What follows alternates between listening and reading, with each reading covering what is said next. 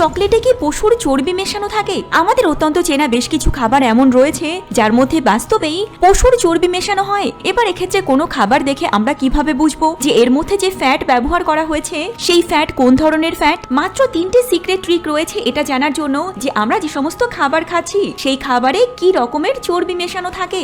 যদি এক্ষেত্রে কোনো খাবারে থাকা ইনগ্রিডিয়েন্টের মধ্যে এটা লেখা থাকে যে অ্যানিম্যাল ফ্যাট, তার অর্থ হলো এটা যে এই খাবারের মধ্যে অ্যানিম্যাল ফ্যাট ব্যবহার করা হয়েছে।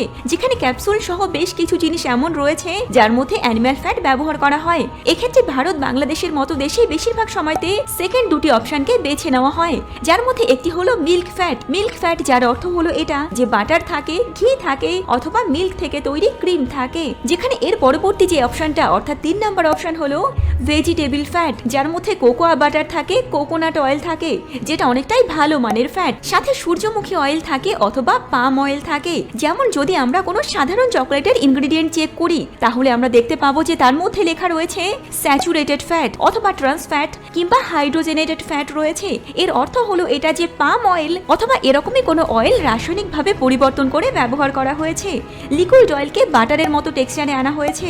এবার এক্ষেত্রে যে কোনো খাবার দেখে নিশ্চয়ই আপনি অনুমান করতে পারবেন যে এই খাবারগুলিতে কোন ধরনের ফ্যাট ব্যবহার করা হয়েছে।